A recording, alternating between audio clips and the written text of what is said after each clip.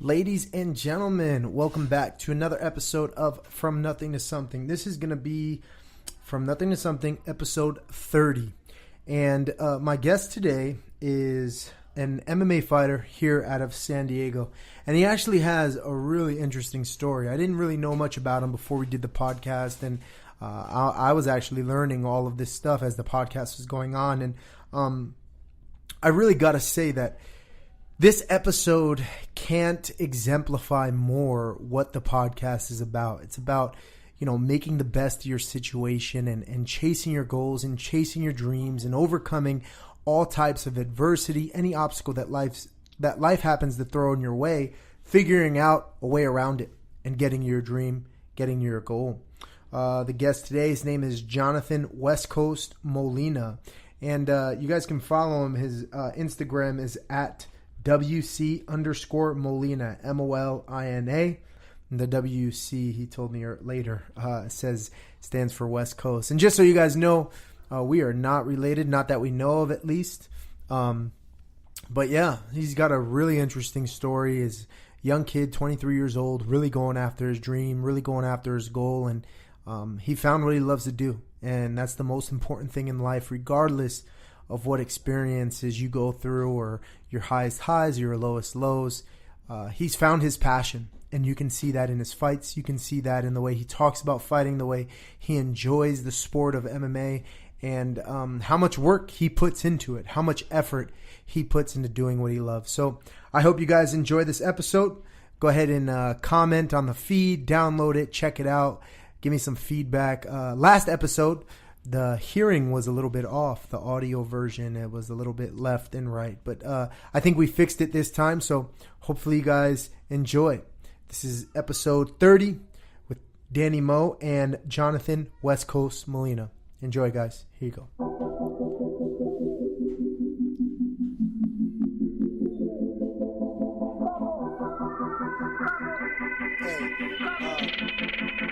From nothing to something, we're here.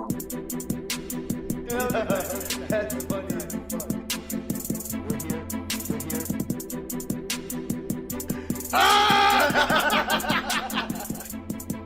What's going on, man?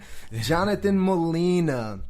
What's your nickname is West Coast. Yes. Jonathan West Coast Molina. So what's up, man? Talk to me. Tell me about yourself, man. Tell the people at home a little bit about what it is that you do. Well, my name's Jonathan West Coast Molina. You like John or Jonathan? What do you prefer? Either's cool, really. Mm-hmm. Usually my mom says Jonathan when I'm in trouble, so yeah. I'm like, yeah. John's cool though. Jonathan's cool. Yeah, it doesn't matter. Yeah, so I'm a amateur fighter. My record's 4-1. My first fight was over there in TJ. Then had my last 3 or 4 with Epic, and just trying to. I'm trying to chase a belt, man. I want a belt, but it's looking like I'm gonna have to switch weight classes again and find someone who will fight me. Yeah. Why? What's going on with that? So, there's like a delay in the headphones. Are you cool with that? You want me to turn it off? No, that's you good. Yeah, okay, cool. All right. Go ahead. My bad.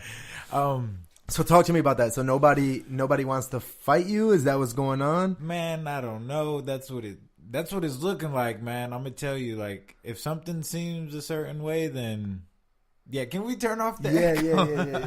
Yeah. No worries, dude. Here, I'm gonna leave it on the monitor. Cool. The sound, but you're good. All right. You can take them off. You can take them off if you want. Okay, it was fucking with my head. Yeah, I know.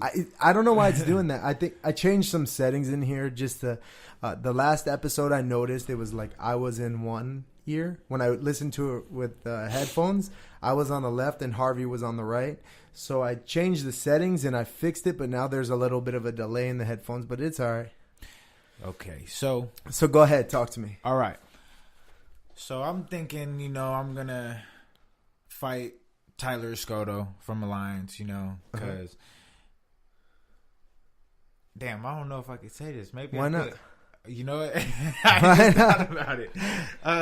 Okay, so check it out. I took a fight on a 1-day notice. I have a loss on my record. I took a fight on a 1-day notice with Josiah Simpson from the arena. Okay. Yeah, he caught me, dude. Oh, he caught me, but I was tuning his ass up the whole time, but he caught me. But I took that fight on a 1-day notice, cut like 10 pounds, in like 6 hours. And with that fight, it was hopefully, to get in there with, what's his name? Tyler Escoto, Mm-hmm. And first it's, he got vacation, then he got spring break, and then, bachelor party. So I'm like, come on, dude, like, Harvey already sent you the text, hey, I got this guy for you to fight. What's up? And now you're doing all this, man. From where I'm from, man, that's running away.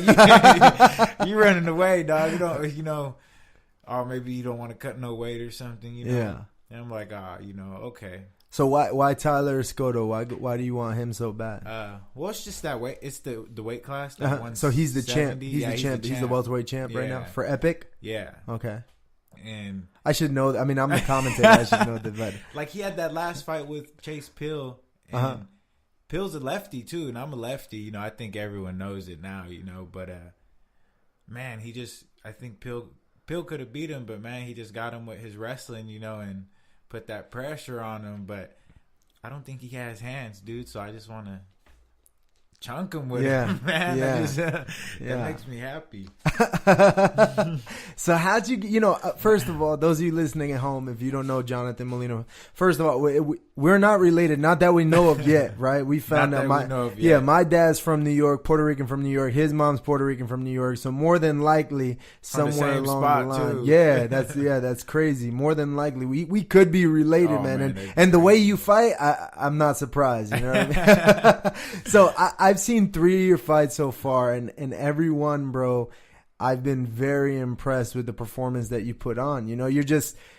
You're very aggressive. You seem to love what you do, and I think that's part of it, right? Fighting is this weird thing where if that's not what you really are supposed to be doing, you're gonna learn that early on, because you'll run into people like you where they're gonna, I can tell you just really enjoy fighting, which is awesome that you found your passion, and I think fighting is one of those things where it's really real, it's really raw. There's no hiding the bullshit, right? A lot of things in life, like if you go and you get a normal job, a lot of time, well, most of the time, bro, and anything else in life is political. It's like who it's like just because you do the work, it doesn't mean you're gonna get the credit that you deserve. And fighting, it's not like that. It's 100% the work that you put in.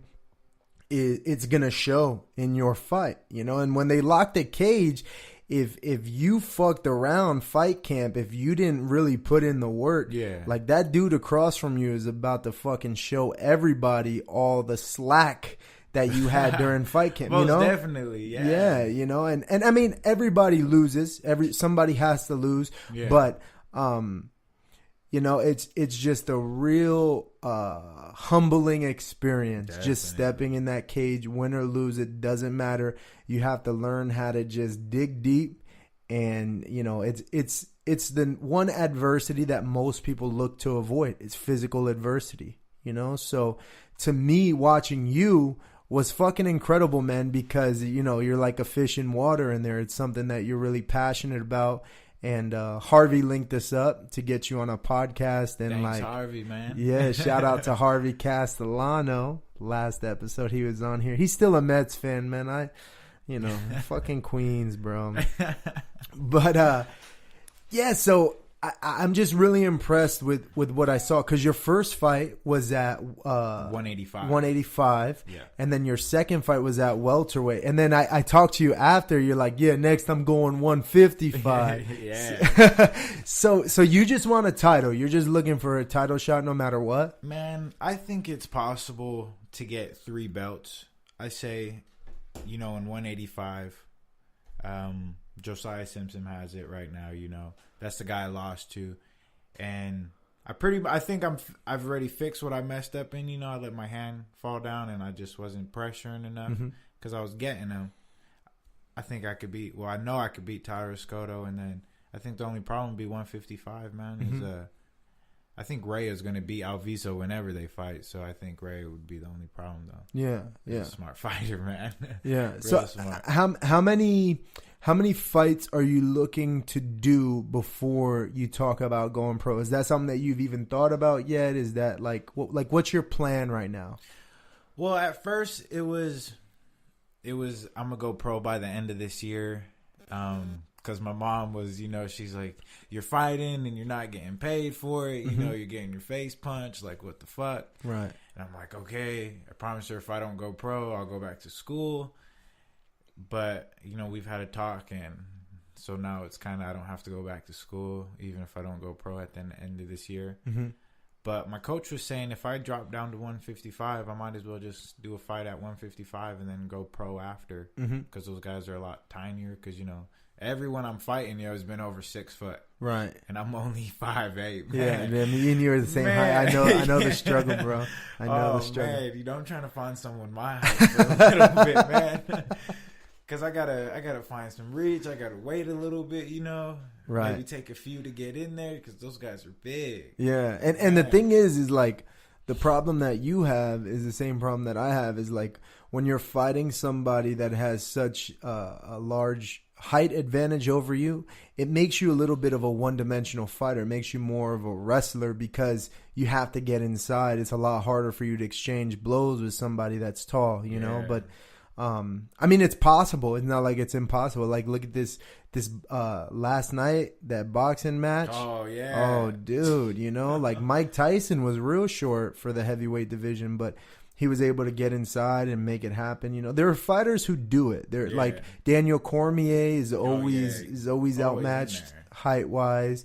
So I mean, it's possible, but I definitely understand the whole vibe. Like, I got to get to 155. Yeah, fuck, man, that's been like my whole life. I've been thinking that, not even just for fighting, just for just normal. Like, fuck, man, too big, bro. Walker, he's like, I just need to be 155. Period. Yeah. Well, that's good, man. So, I mean, where do you stand? Right? Is like, I talk about it a lot with fighting. Is like, I fought under Manolo Hernandez, and his big thing, his big concept is like, just get the experience, right? As an amateur, it doesn't matter who you're fighting, as long as you're fighting and you're active and you get as much experience as you can in the cage, because that's like one of the biggest things is like, by the time you go pro, like in my opinion, I always tell fighters, I think it's better to go pro if you were 0-10 than it is if you were 3-0. Yeah. Because you still have 7 more fights experience than that 3-0 guy, regardless win or lose. Yeah.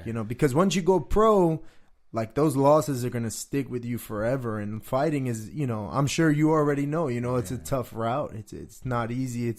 It's almost like being a rapper, except you can't go out on Hollywood Boulevard and hand out mixtapes and shit. You can't be like, yo, watch me, dog. Who wants to fight me? You can't do that, So it's so I like it, man. So originally your plan was to go pro at the end of the year, but you talked to your mom and, she kind of said, so the option was pro or back to school? Yeah, it was pro or back to school. And to be honest, come a little closer to the mic for me. Yeah, it's all good. The pro was, the plan was pro or back to school, and I didn't want to go back to school already. Right. I was in school already, and some stuff happened, and I was like, I'm done with school. What happened? You want to talk about it? All right. I was going to tell you after. All right. Okay. Let's talk about it. Right. I mean, if you want to get in, I'm cool. Right, hold on. I'm cool to get into it. If I don't stay on subject, I'll forget. All right. But, so it was go pro. But then I'm even thinking that I might even wait a little bit longer to go pro, because the same thing with experience-wise.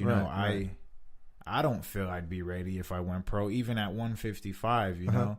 And it's just because, I just need some better training partners, and honestly, I think some more competition, I'm not trying to like boast and say I'm the best, dude out there, whatever, because I'm not, but I mean, you're definitely, I definitely call you, 85, 70, like, you look legit, man. And at Epic Fighting, we see a lot of welterweights, we see a lot of middleweights, but I definitely put you top of the charts for sure. I appreciate that. Yeah. But I guess it's just, you always don't think you're as good as like someone else says, or you don't think. Oh, there's always someone better, and it's good to stay humble. So. Yeah, but I don't really. man, I don't think no one's fucking with me. Like, Yeah. I caught that one. I caught that one loss. You know, I put my hand down, whatever. Okay, you know it happens, but you know, right after that loss, came through and kept my hands up the whole time. You know, and showed them what was up. So I really don't think no one's fucking with me. And, Yeah. you know, from 185 to even 155, except for Rhea, but that's it. Is there anything lined up for this next epic? I don't know who. Like, I'm on the card thing, you know, on Camo on online, but I don't know who I'm fighting yet. So I'm just waiting for that. And then I got hit up by a matchmaker for a fight coming up on the 23rd of this month to fight Jordan again, Jordan Donice from Arena. Oh yeah, yeah. At the fair or something. Yeah, is that gonna be? That's I think Juliana Miller's fighting on that card. I think because it's a pro event too, right? Yeah, there's like someone from like Combate Americas or something. Yeah, I think so. Yeah.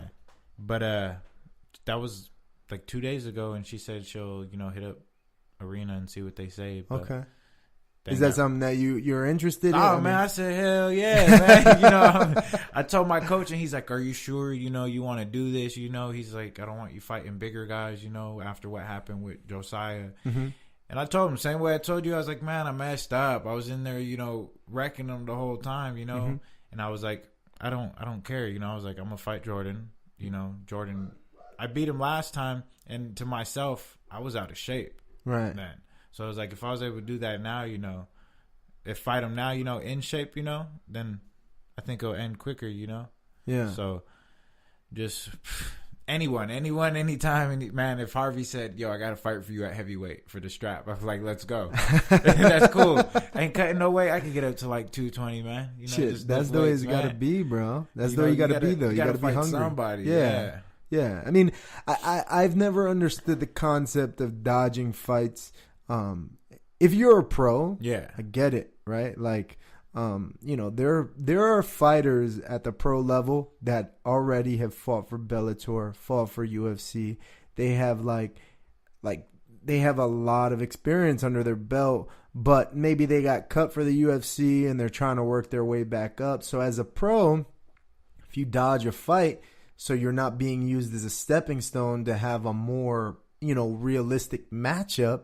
I get it. You're trying to make the best decision for your career. You know, and at a certain point, you know, like once you get to the highest levels and you're dodging fights, well, that's a different conversation. But when you're trying to work your way up, you know, to the big show and the big paycheck and where you can, like, you know, be a fighter full time and support yourself normally, which, I mean, is hard, you know.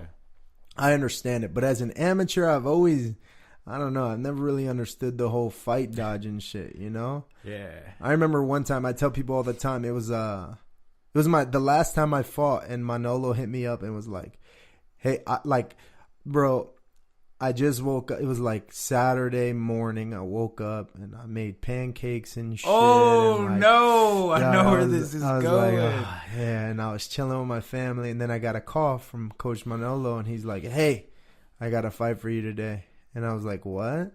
He's like, yeah, man, there's a fight today.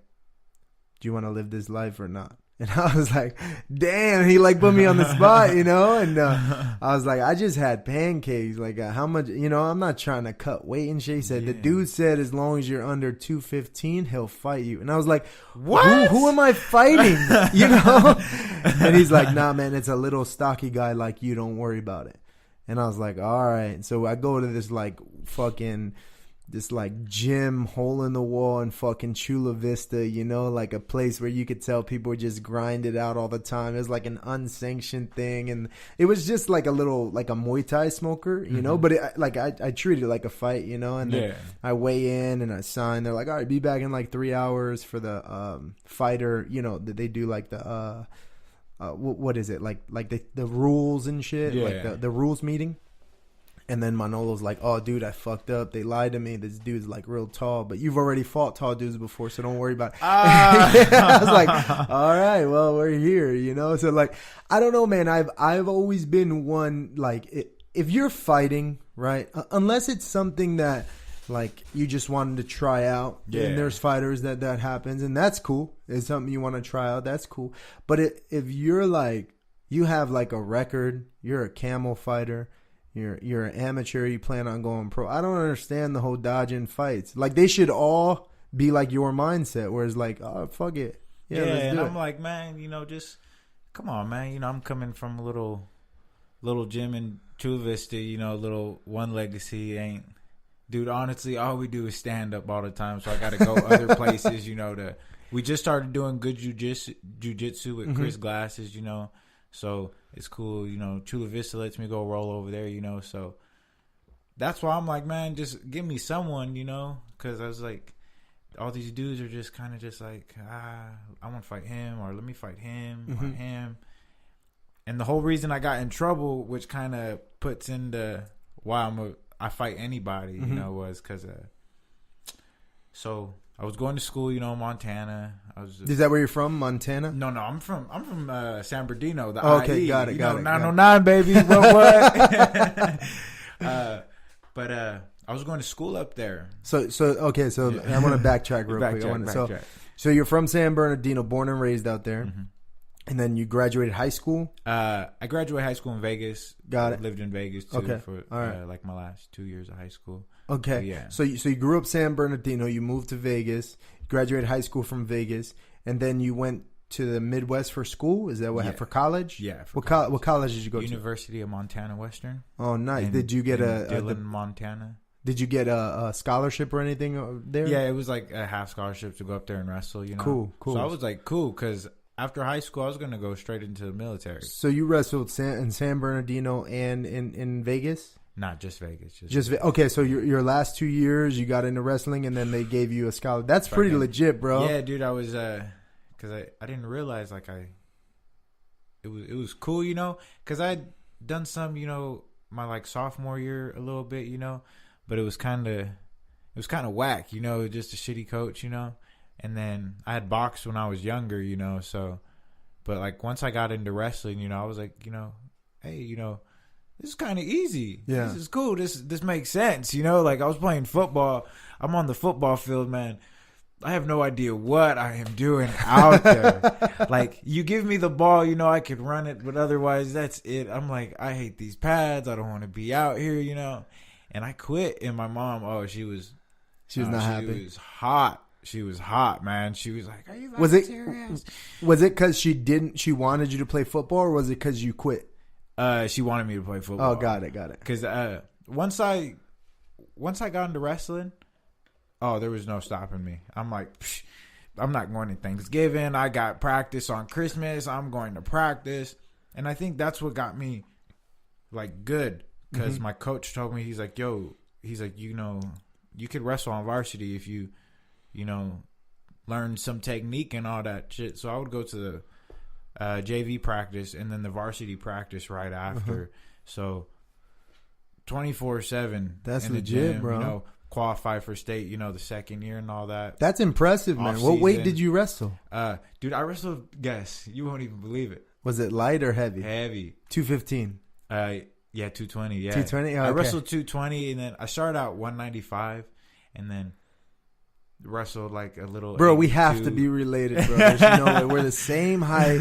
We're like the same. Like, because I wrestled in high school at 215, 185 too. So that's just like naturally where my body sits at, bro.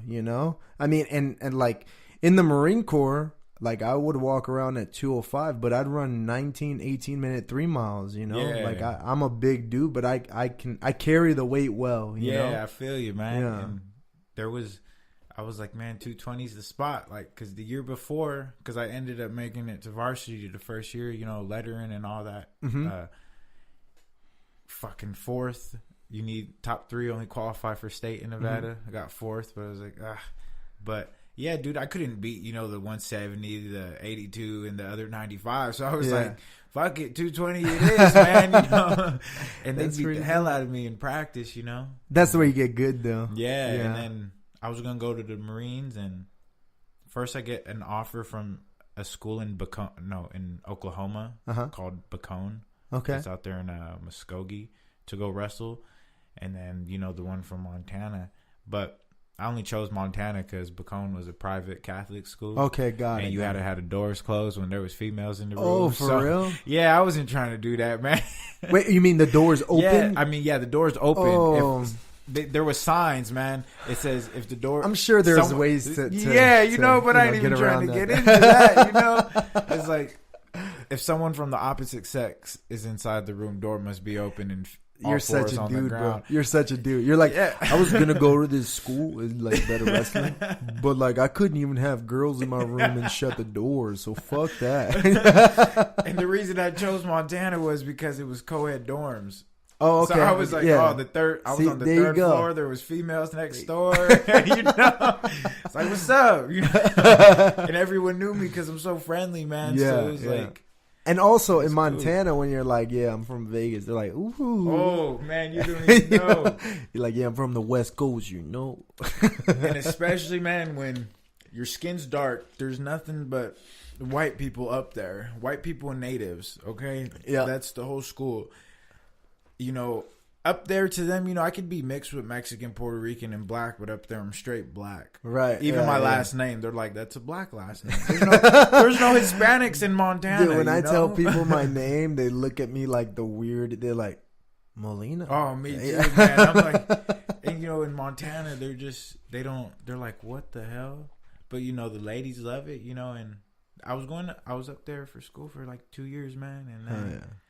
I was fucking up while I was up there though. Why? What's up? No, I was fucking up, man. I was selling mad weed. I was selling I guess I could say this because I really got in trouble. So I was up there, I was selling acid and stuff. I was out there fucking up bad. Yeah. And I ended up getting into a fight with this dude in Colorado. I went to Colorado for one of my ex homies' weddings. Okay. And part of the reason I went up there was, I was going to go sell some weed while I was up there, to one of his homies, just for cheap, and it was like, okay, cool. And then all of a sudden, after the wedding, when all three of us, link up, they try to flip the switch, try to rob me. And I'm like, damn. I'm like, you're not robbing me, because they're like, empty your pockets, all that. And like, oh, y'all ain't got no gun. Y'all ain't got no knife. I was like, you're going to have to come grab me. Come on, let's, and I ended up beating up the dude who was my ex-homie. I ended up beating him up pretty bad. Oh, shit. Damn, so you went out there for his wedding, and then he tried to rob you with his other friends? Yep, that's why he's the ex-homie now. like he had a laceration on the skull. Like I split his wig, broken orbital eye bone, broken nose, fractured jaw. So what happened with this? Like, so it was a group of them, and you just started banging on his on your. It was two of them. Uh-huh. And one tried to rush me, and it was like Christmas break around that time of 2015. So I was putting on a little weight. You know what I mean? I wasn't cutting hard, and I think I was 20. So I was 20, about 200 pounds. You know. Oh, like testosterone out, when you're young. I mean, I'm still only 23, but even when I was younger, I feel I was just raging all the time. Yeah. And that just kind of took over, man. Like, he came at me. I remember I doubled him, and then I was hitting him.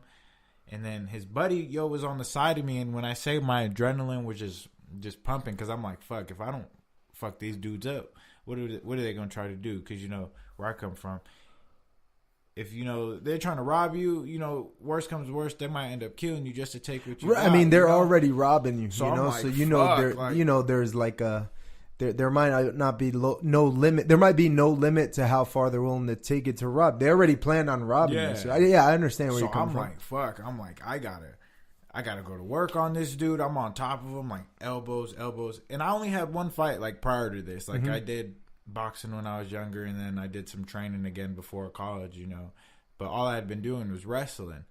And then his dude's on the side of me. Like, I remember I was getting hit in the back of the head. I felt it and all that, but adrenaline's pumping. I'm just like, on top of dude. Eventually get off of him, get on another dude, wax him up real quick. Oh, you're good. Wax him up real quick, and I bounce. Boom. I go back to school. I call the Longmont sheriff's office in Colorado. I'm trying to see if I got a warrant out for my arrest because, I knew some people in Colorado already, and they're like, yo, man, you fucked Anthony up, yada, yada. Oh, so they're letting you know. They're like, yo, this dude's about to press charges. Yep, he already called the cops and stuff. Everything, cops were looking for me, so... Yeah, and they can come up with any story because you're not going to be like, well, I was going to sell him weed. And it's man, I hate to say this, though, but it's 2 white guys against the colored in the whitest county in Colorado, one of them. So I'm fucked. And I called the sheriff's office like January of 2016, the beginning of January, maybe like January 10th or something, because that happened January 3rd. Call sheriff office. I give them my whole name. I got 5 names, man. Jonathan, Matthew, Julio, Molina, Johnson. Long as hell. I don't know why my parents did that. Give them my social. No, there's no warrants out for my arrest. I'm like, cool. Maybe, he ain't pressing no charges, no nothing. There ain't no warrants. I get caught up a few months later for... fucking underage drinking, get booked in the county jail in Montana. I'm waking up in the morning. Hey, what's up? You're gonna release me? I'm only 20 at the time. Oh no, man, you got a hold out of Boulder County, Colorado. Oh damn! Oh, you were in Boulder. Yeah, and I was like, what do you mean Boulder County, Colorado? I was like, I ain't been in Colorado 3 months, dog. I was like, you tripping?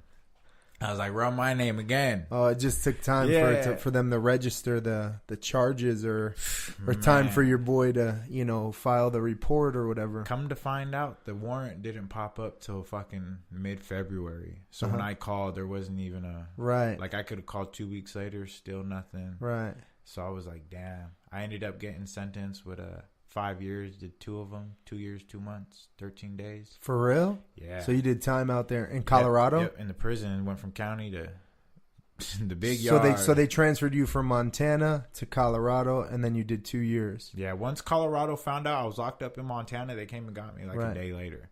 Yeah. And I was like, damn.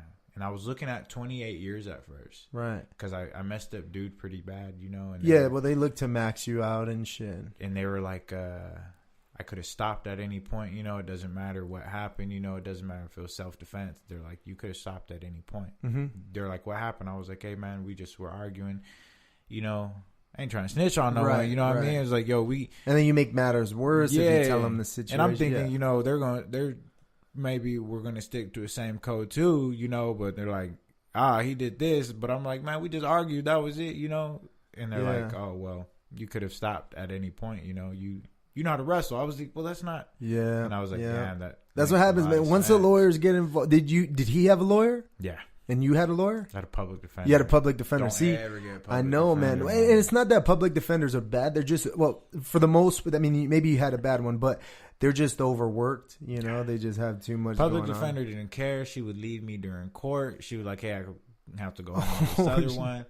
So I mean, once the lawyers start spinning stories and it gets crazy, bro. I already told you a little bit how I deal with that. So I understand what happened. It's so crazy, bro, because my wife and we've been watching shows on Netflix. I'm obsessed with these jail shows and shit like that. And I tell my wife all the time, I think about my kids and shit, and I think about how it really is so easy to make a fucking mistake when you're young and have to pay for it for the rest of your life, what you were doing. I mean, given what you were doing, I'm sure in hindsight you're like, I shouldn't have done it. It was dumb. But you weren't you didn't have bad intentions. You were a kid. You made mistakes. Kids do that shit all the time, and and you had to do time for it. That's fucking crazy, man. Man, and you want to know the craziest part? The judge there, her name was Merkencotter or something. It was Magistrate Birkencotter. That's what it was, Birkencotter. And she said her goal for 2016 was to hand out 1 million man years. Whoa. And this dude I knew, we'd work out together. He got, he went in and signed. She was a corrupt judge, but he signed over a 10-year deal. So that's already in place. He's sentenced to prison for 10 years. She says, I don't think 10's enough. Hits him with a 20. Wow. Same day I get sentenced. And I'm like, dang, dude. And I was like, see, definitely got to get out of Colorado. And, you know, while I was locked up, you know, I was the youngest one in there at one point. Yeah, know? what was that like, man? Talk to me about that. Man, I was the young dog. When I first got in the county, I was still kind of beefy a little bit, you know, before I lost a bunch of weight. Because, you know, you ain't really eating in there. Yeah, you know? The food is shit. Man, so, you know, fools are, you know, okay. You know, I'm trying to stay on the workouts, you know, pull-ups and push-ups and dips, you know. But, man, I ain't even going to lie. I kind of got depressed at first, and fools were trying to fuck with me, man. They came in and tried to take my sack, man. You know, that Pop sent me a sack through and stuff. Right. Like commissary shit. Yeah, man. And I was like, damn. I was like, now I got to turn up, because they went in there thinking they took my celly stuff. And, you know, I went and talked to these cats like, yo, man, before anything gets out of hand, like, hey, y'all took the wrong bag. Y'all took my celly stuff. They're like, oh, well, shit, we gonna take yours too. And I'm like, oh, man. like, dude, no, let's not do this, you know? But, I mean, the guards there, you know, the dudes I was having issues with, you know, I ended up getting into, like, you know, 4 or 5 scuffles. The only cool thing was, though, you know, they were fucking with the guards so much, you know, the guards actually, like, gave me a little leeway after I was in there fighting them, you know? Yeah, it's hard. It's hard, man. Once you get put in that system. And being the youngest, too. Yeah, I mean, they're going to fuck with you, you know? Oh, yeah. They as soon as, you know, when you go in, you have to show your paperwork. Make sure you're not like a child molester or a rat, you know? And, you know, they see that, okay, cool. And now it's, you know. The inmates? Yeah. They're like, let me see your shit. Yeah, man. It's a totally different world inside of there. Right. I kid you not. It's like a military. Yeah. It's, you know. There's like a structure inside the structure. Inmates run the prisons. You know, you got everything's divided by gangs and race. Out here in California, it's all race. Yep. Colorado, it's gangs. Right. It's same. Well, in the East Coast, I tell people that all the time. That is like where you grew up, where you're from. It's not really anything to do with race. California is a lot different. Yeah. And fools out there, man. You know, there's guys like maybe 4 or 5 years older than me, because I'm only 23. Right. But, you know, everyone's still trying to make a name for themselves, you know what I mean? And then all the cliques, you know, so they're going to come through, hey, where you from? You know, see if you got some heart or something, you know, because if you back down, you know, straight up, they're going to, boom, extortion, you know. And all that stuff's real, you know. Some people don't think it's real, you know. Yeah, and man. If extortion, the rape, all that, you know. I could hear dudes at night screaming. The only reason why I know this shit is because, like, I have family members, you know, that have been locked up and shit, and they tell me, you know, and like, they tell me like if they get the vibe in there that you're a bitch, you're just gonna get beat up and robbed all the time. That's a fight word too, bitch. You drop bitch in prison, you better be ready to fight somebody right then and there. Yeah, that's crazy, man. That sucks, bro. That sucks that you had to go through that, man. But you know, I think that this is really cool because of like where you are now, you know, like you're a real respectful person. I didn't know anything about you other than seeing you in the fights. And most people never think of it when I tell them like, yeah, I've been to prison. I just got out on the 25th of this month. I'll be out for a year. See, I was practicing with an ankle bracelet on. Yeah, I would go to practice, put on my shin guards, my ankle bracelets on. So when you got out, they had you on house arrest? Yeah, for 90 days. They allowed you to come to California, though? Yep. I got Oh, that's dope. I told parole, because I didn't think they was going to parole me. Like, I had just gotten in trouble for fighting again. And even in prison, you know, I can't even lie. I'm a knucklehead, man. You know, I'm glad I got out. You know, you're now. You know, I was in 23, bro. You know, like I'm 29. You know, I'm still fairly young too. But when I think about when I was 23, like, bro, I've been like probably 3 different types of people since I was 23. And you're gonna like, as you go through, you're gonna be like, damn, bro. I remember when I was like, when I would think this way and do this shit. So like, you know, like. You're gonna see when you you know, in a couple of years you're gonna look back and you're gonna be like, damn, bro, 2 years ago I was a completely different person, and then another 2 years and be like, damn, I was a different person 2 years ago too, you know. So like, it's crazy, man. But I'm glad that you're doing what you love now. You know, that's the important part. Plan, dude. Like, I can think of it like right now. A year ago, I'm still in prison, but the plan was once I get out, you know, I'm a fight. That was the plan. I'm a fight. I had this buddy in there that I would roll around with, and he never told me what belt he was, but just, you know, from being out again, rolling with dudes, you know, I say he was like a purple or something, you know. high purple, because he kicked the shit out of me on those little concrete grounds, you know. Right. So, but yeah, that was the plan, you know. Once they told me I was leaving, I was like, cool, go out there and start fighting. And I think at first my coach thought I was like, he's like, what the hell, you know. Some of them, because I came in with an ankle bracelet on. And it was like, he's like, fuck, man. They told my other coach, you know, they're like, that I met, he coached me for my first fight, you know. So he's like, man, it's been like 3-4 years. You were locked up out in school and stuff. He's like, you're going to fight? I'm like, yeah. And everyone's like, yo, what's up with this cat? Why is he, you know, I'm doing jiu-jitsu with the ankle bracelet on. Uh-huh. People are like, man, who? Like, you know, they look at me twice, you know, the other teammates, you know, and they're just like, and you know, I told some of them not too long ago, I was like, yeah, man, I was in prison, and everyone's like, what? I was like, y'all don't remember I had an ankle bracelet on? And they're like, oh yeah. I was like, yeah, man. I was like, for real. I was like, it's real. I was shit, like, bro. If you would have ended up at 10th Planet San Diego, they would have given you a nickname real quick. Manolo would have been like, hey, come here, Jailbird. Jailbird, come here. My coach was, I got my ankle bracelet off the day after my birthday. I got it off October 2nd, and my coach was trying to get me into a fight right away. As soon as I got out, he's like, yo, let's put, he's like, when does that get off? He's like, boom, there's an Epic coming up. He told me about Epic. I was like, my bad. So you got out of prison in Colorado, and did they basically say like, hey, since your home records in California, we're gonna send you back there, and your paroled officer is gonna be out there? Is that how it worked? No. See, so I saw parole, and you talk to them over the phone and stuff, and you present a plan to them. Okay. And I'm like, look, here's my plan. I want to go back home to California. I want to do my parole out there. It's called an interstate compact, you know. Okay. And I told him, I was like, hey, you know, I'm going to go back to school, you know. And they were just asking, you know, I mean, if I told them I wanted to fight, they'd probably be like, no, he's in here for fighting. You know? Right. But they saw I was still young and stuff, you know. So I think, of course. And plus, I was getting out of their state. But like, if they said no, I couldn't come back to California, I'd have to go to parole out there in Colorado. Right, and like, you would have been in like a halfway house or something. Yeah, like with other convicts. Yeah. Well, that's good that they and so how did you end up? Because you graduated from Vegas, right? So you went San Bernardino, Vegas. What was it? Wisconsin, Montana, Colorado. How did you end up in San Diego? Well, my dad. So, all right. My dad is... Talk closer to the mic. Yeah, my dad is Mexican and black. He lives over there in TJ. He's been over there pretty much his whole life, you know. And then my mom from New York.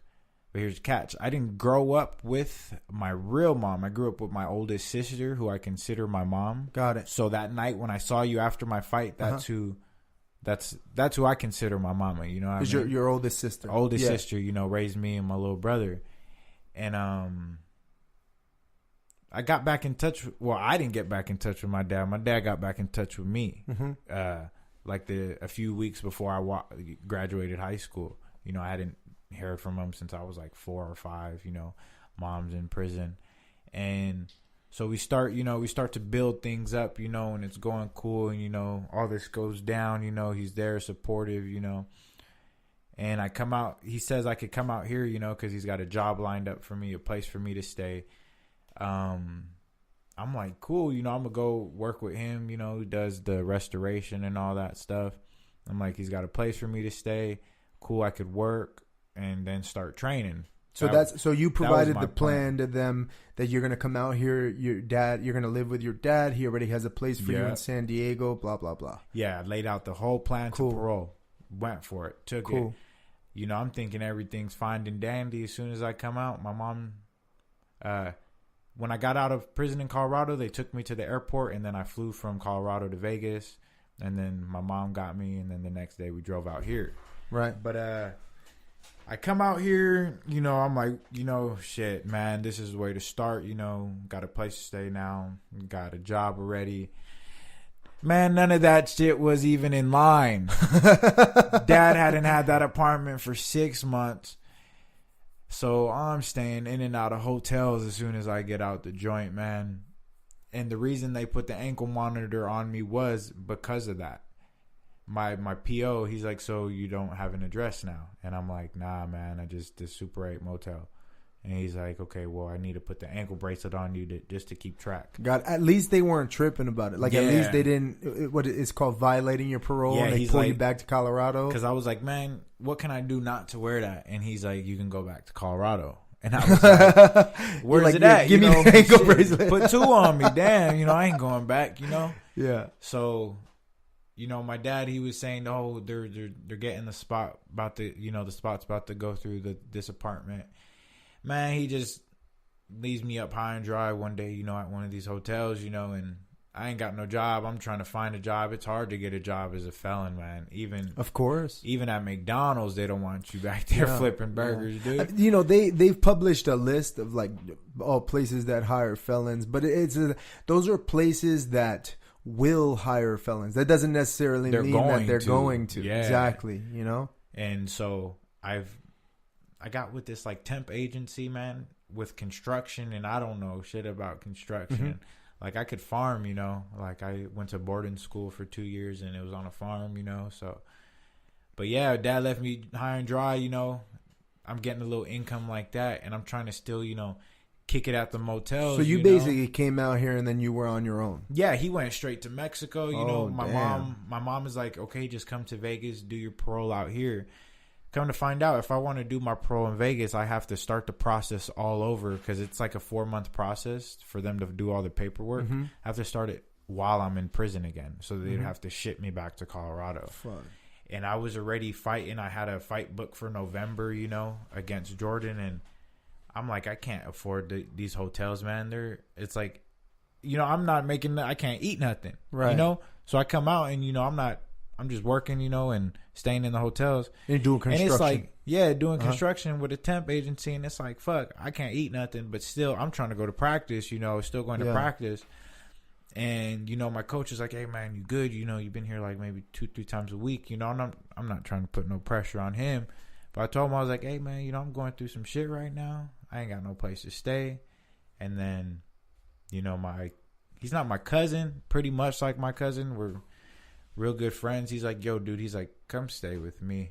And I'm like, nah, I'm kind of I got it. I'm going to do it. He's like, nah, just come stay with me, And it's a little trailer, man. A little trailer we live in at my, with my cousin, and it's pretty much now all I do is just train, dude. Man, you have, to me, like, an incredible story, dog. Like, I was excited to have you on the podcast. I didn't know any of this, I had Harvey send me like kind of like some pointers about you. I wrote some stuff down. But it's incredible to me about this is my theory about life, right? My theory is I think that everybody's here for a reason, a purpose, right? And if you kind of shut everything off and block everybody out and just focus on you and figure out what it is that you're here to do, right? Like, you ever seen a fucking artist at work, like a high level artist? You see how they like get lost in the moment? Yeah. Or like a violinist or a pianist or a dancer or like I think about Gio Martinez, my black belt, he's like one of the best black belts in the world. And like, he's just so talented. Him and his brother Boogie, like when they roll, they're just in a zone. Their eyes are almost closed when they're drilling, and they like really are feeling it. Like they found that frequency that they know they were meant to do, And I really do think that everybody has the ability to find that. You just have to learn how to find it. Yeah. Right? That's the hardest part of life, is like, well, what the fuck is my purpose here? And since I've been out, I've kind of described life as, and out of the Marine Corps, right? Yeah. So our definitions of out are two different things, right? But since I've been like in the civilian world, for me, I describe life as like riding the wave, right? You just gotta kind of ride the wave and let life take you from point A to point B but you have to be chasing something, right? And like, if you really look back at your life, okay, first of all, it sounds like we didn't talk about your childhood, but it sounds like you come up from a tough upbringing, right? It was, it was rough. I say on a scale to 10, 10 being worse, it was like an 8, man. It was rough. Yeah. And And it's crazy because I realize a lot of successful people, there are more successful people that have rough upbringings than there are successful people that kind of had it made, you know? Right. It's kind of weird how that works, you know? Yeah, but like, it's like, I guess it's kind of like you just,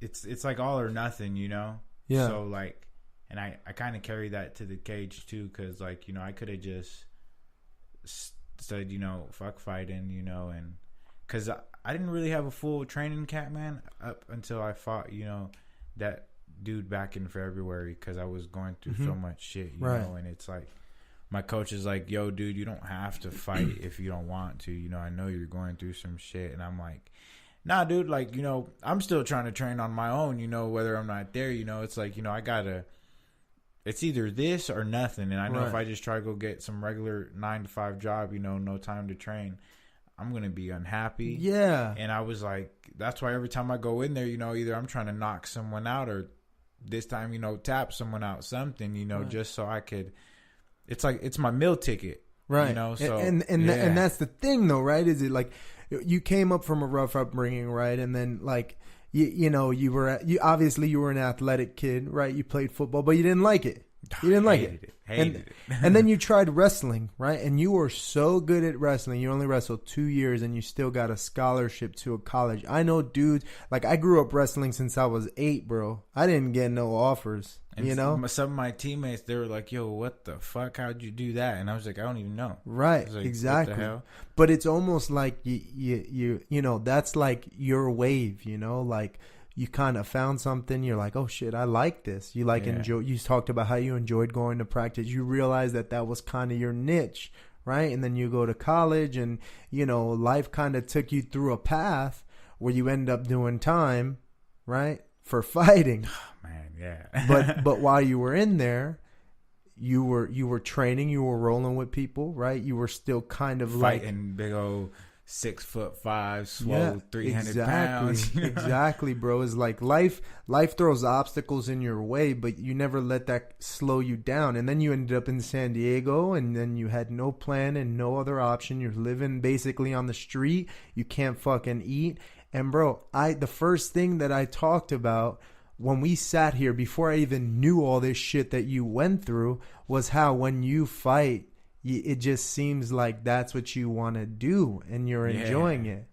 Bro, no matter what happens, man, I know you're young.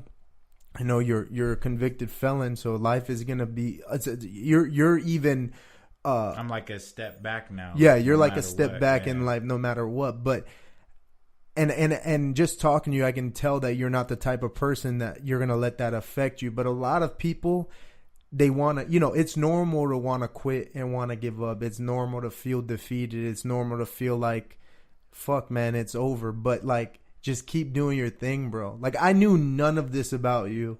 And to me, like, I know that you're going to make it in fighting because I can tell it's what you're passionate about. I can see it when you fight, man. And it's crazy to me that, like, I didn't think the conversation was going to go like this. I didn't know what to expect. Yeah. You know? That's why I asked, man. I was like, you know, I could give it to you raw, man. Or, yeah, you know, yeah. Because some people, you know, they're like, oh, he's been to prison. Nah, I'm not judgmental, you know, like that, bro. That's not. They turned the cheek, you know. Yeah, no. I'm not like that, bro. I came up a little bit of a rough upbringing as well, you know, and like I could have easily ended up that route too, you know. For me, I was just lucky enough. I signed the dotted line. I got my parents to sign when I was 17. I wasn't even out of high school. And like a couple weeks after I graduated, I was away in Paris Island, you know, and my experiences are a little bit different, you know, and it brought me to where I am now, you know, but now you and I are sitting across from each other on a podcast, bro. A year ago, did you think that you'd be here? Man, I didn't know where I was going to be a year ago. I remember laying on my top rack, just looking up at the ceiling. It's all white, you know, the room, everything in prison's white. It's like to break you down. It makes you go crazy. It really does. But sitting in my cell, man, thinking like, fuck, I'm about to get out of prison in 24 days. I'm going to try to go do this fighting thing, you know. Hopefully it goes good, you know. What if I go in there and get smashed, you know. And I didn't think none of that stuff was going to happen with my dad, you know, so I thought I had a plan. But I didn't think I'd be sitting here doing a podcast or nothing. Or like I have what is it? Like, I have like 2 sponsors now. And I didn't think I'd even have like a sponsor. You know, I had a sponsor take me out to dinner the other day. That's pretty dope. I'm like, damn, you know, that's cool. You know, that's what's up. Yeah. I ain't turning down no free food. He said, you know, I'm hungry, dog. You know, I'm trying to, that's why I keep fighting the way I do, man. Right. And, yeah, Harvey was telling me about a video that he saw. It was like a recommended video that popped up on his feed. Did he tell you about this? Oh my God. So Harvey, like right after the fight happened, it was like a recommended video that popped up on his feed, and he clicks it. And it's a video, your sponsor coming down from like up north. Oh yeah, he came out from Oakland, man. Yeah. But how crazy is it that video was posted and then it popped up on Harvey's feed before any of the fights from the last Epic got out? Damn, dude, that's crazy, man. Like, like my other sponsor was telling me, he's like, he does some like clothing line, you know. It's like it's called Beyond Motivation, and it's like, you know, kind of like the mind, body, soul, you know, and pretty much just like achieve for greatness, you know. I told him the same story I told you now, you know what I mean? And damn, where did now you were talking about your sponsor? Oh, you told yeah, the same yeah, story? yeah. I told him the same story, man. And just to, like, he said he was taking pictures and stuff, you know what I mean? He's got me, like, you know, working out. And he's like, yeah, man, you know, I got people from Texas and Arizona. They're, like, showing you love out there now. And it's like, damn. I got some dude from New York hit me up on Instagram saying, hey, you want to come fight 55s, you know, June 1st? I'm like, I was like, I can't do that, dude. I can't cut that down in 2 weeks. I was like, man, but if I could, I would. And he's like, all right, well, I'll keep you in mind, man. And I was like, cool. And it's like, damn, well, you know, now it looks like, you know, everything's turning over now, you know, because it was looking real bad. Even before my first fight in November, it was looking bad, and it was kind of looking bad going into the beginning of this year, but you know, things are starting to fucking turn around now. That's dude. good, man. Just, you know, for me, I was telling you a little bit about like this podcast and like my goal with the podcast. I think that most people are fucking lazy. They don't want to challenge themselves. They don't want to push themselves to the next level, you know, whether it's emotionally, physically, mentally. But that's what it takes to be successful in anything, you know, and like, your story is incredible because you are already more successful than most 23 years old. Think about that. You're already more successful than most 23-year-olds, and you've been through more shit than some people experience in a lifetime. But that's what's going to keep carrying you forward. That's what's going to keep pushing you forward, you know? Like when I struggle, whether it's things going on in my personal life or like a final that I have or some class I'm struggling with, or, you know, anything financially, I always think to myself, all the things I've accomplished, like my Marine Corps career, the things I've done, you know, the things I've been through. I was in Afghanistan in 2010, you know, like I've been, you know, I've seen shit, you know, and I always tell myself that it could be worse. It's already been worse. And right now I'm still here. I'm still standing here, you know, and like, I don't know, man, your story's fucking awesome, dude. Like, and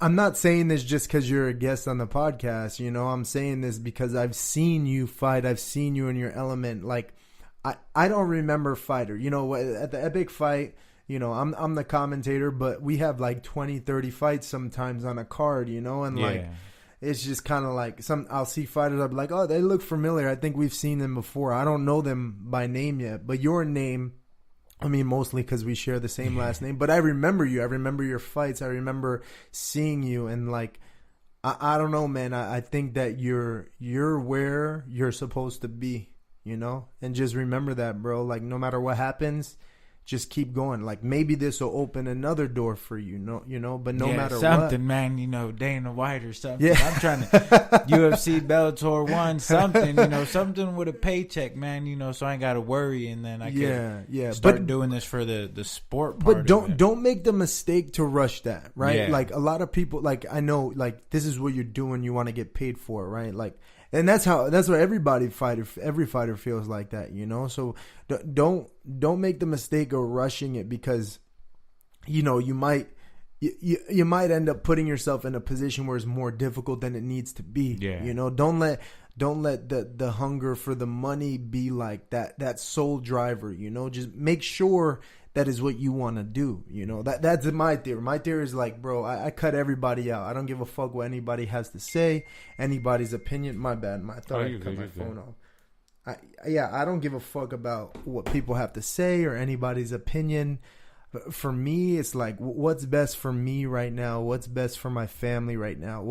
What's the best option? What's the best decision? You know, and like, that's just kind of how I live my life. I take it day by day, one step at a time, and I don't let anybody else influence my decisions or my opinions. Like I'm not judging you at all, bro. Yeah, that it doesn't bother me at all. You know, like to me, you were a kid who made a mistake. You served time for it, but it's not like you're out there still robbing people, bro, and shit like that. Or you never robbed anybody, but you know what I'm saying. It's not like you're out there still fucking committing crimes. Doing stuff. Yeah, once you're in the system, it's hard to not continue to be in the system. That's why they call it a system. You know, so you have to work twice as hard to kind of work your way out of the slump, and you're doing it. There's people who were never put in a slump ever, and they're still trying to figure out how to get out of the slump that doesn't even really exist in their life. Think about it, bro. That shit is crazy. You know, like my biggest pet peeve is fucking lazy people, ignorant people, people who are always fucking complaining. And, you know, I stay away from fucking people like that, you know, like completely, bro. Like to me, everybody's here for a purpose. And you have to find that. You have to find that frequency and stay in there. No matter what obstacles you have to overcome, do your fucking thing and make it happen, bro. Because it's either going to work out or you're going to find another route that's even better. Yeah. You know? And that's what it is, bro. Hell yeah. It's a crazy world, man. Yeah, man. So you're 23. So you're fighting. You're gonna fight full time. You know your plan is to do this. What are some things that you're looking forward to, man? Here coming up soon. Man, honestly, I want some belts, man. I want some belts so bad. Like, you know, just. Because the money part of it's cool, you know? Yeah. I would like to get, you know, Dana White give me a good paycheck. Yeah. So I ain't got to worry about nothing. Uh-huh. But just so I can sit there and train, man. If I could train 24/7, I would. If I could live at the gym, you know, I would. So, you know, I want some hardware, man. Yeah. You know, I'm going to start doing some jiu-jitsu tournament so I could, you know. There you go. You got to go get a Naga belt, Yeah, go bro. get something, you know. I need some straps, man. But, you know, I just want to be able to hold a belt around and be like, yeah, ain't no one fucking with me now. You know what I mean? Yeah. And it's almost like, you know, the Roman times, you know, they throw them in the Coliseum, you know, the dudes get down, you know. I tell, like, dudes on my team, like, man, this shit, I get off on this shit. Right. Like, you know, like, I like doing it. You're a gladiator, bro. Man, and modern day gladiator, man, and just. You're worried. That's good, man. Good, just, man. Bro, don't lose that mentality. Like, regardless of where you end up, bro, like you're hungry. You know, people fucking lose that hunger and they get fucking lazy and they get don't keep it, bro. Keep it. Like, no matter what happens, bro, you're gonna make this shit happen. I'm telling you. Those of you listening at home, I'm telling you, Jonathan Molina, he's the real fucking deal. I promise you. You need to watch his fights on YouTube. I got some links. Hold on. Harvey sent over some links. Let me see. Hey, does everyone hear this? Like this podcast? Like, yeah. So will Stefan Bonner hear this? Yeah. I can definitely tag him. Just so he knows. Back in February when he was commentating, I didn't kick my opponent in the nuts. Okay. I'm just short, man. And dude, okay. So wasn't it that fight that what happened? I ended up knocking him out, Tyler Smith. But he said I kicked him in the nuts. Like when I threw a leg kick, and I'm like, nah, man, it's probably just because I'm short. And you know, I talked to the cat after the guy I fought. You know, real cool dude. You know, awesome. And we still keep in touch. You know, he's still like rooting for me in my corner. I was like, damn, dude, you know, that's cool. But I had to ask him, yo, did I hit you in the nuts? He's like, man, to be honest, I don't think you did. But he's like, then again, you were hitting me hard, so I don't even know. Yeah. But I was like, yeah, I ain't hit him in the nuts. I was like, it looks low. And fucking Stephen Bonner. I'll make sure. I'm going to tag him in it. I'll tag him in cool. it and make sure he gets it. Yeah, man, because I ain't hit no one in the nuts, man. That made me mad when I rewatched the thing after. Yeah. You know, I'm like, oh, that son of a bitch. Yeah. I didn't hit no one in the nuts. So what's up, man? You want to give some plugs, some shout outs? Yeah, man, to my people out there in Oakland, my one of my sponsors, my first sponsor, Mm-hmm. you know, That Life Supply Co. I think the Co's for company, you know. Mm-hmm. You know, they got the fresh gear, you know, beanies, hoodies, anything pretty much like workout apparel, you know, are just to rock, you know. It's cool, and it's like a graffiti symbol almost, you know. So that's pretty dope. That's the. They got a website? You know, I think they have a website, or on Instagram, you know, That Life Supply Co. And then you can order off of there too, you know, because everything's social media now, you know. Beyond Motivation, you know, hooking me up with some clothes too, man. You can never say no to free clothes, man. You know, free clothes and some free meals. And then my gym, One Legacy. Victor, man, he's been with me since 2014, my first fight, man, you know, and you know, wherever I go, I'm gonna take that fool with me, man. You know, he told me, because I was about to leave gyms at one point, you know, because there's not a lot of, it's just Muay Thai. Mm-hmm. So, you know, we have to kind of like drill on our own, you know, but he pulled me in on the weekends, you know, get all the side time. But I told him if I leave, I'm going to take him with me, man, once I make it big. And then my cousin, always pushing me out, Fernando Castaneda, man. I think he's one of my number one fans too, man. You know, he's always in my corner. He goes to my fights, man, and he sneaks in the back and he waits where the fighters wait. And, you know, he comes in trashed already, but, you know, he's like, yeah, I'm just trying to kick it with you, man, you know, before the fight. And, you know, that's some real love because, you know, even before I even started fighting again, you know, he's like, yo, come stay with me. And, you know, he knows I'm chasing this dream. And he's like, you know, dude, I'm in your corner, you know.